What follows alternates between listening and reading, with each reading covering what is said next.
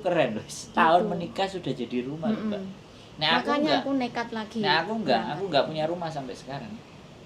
Yang punya rumah bojoku. Cuma namanya doang kan. Enggak, tapi aset sing liyane lebih dari rumah ada. Kan di Oke. kampung. Jadi itu ya, berarti ingin ada pencapaian ya. Kan buat melunasi rumah itu. Siap satu itu terus akhirnya Indian terus Terus lanjut.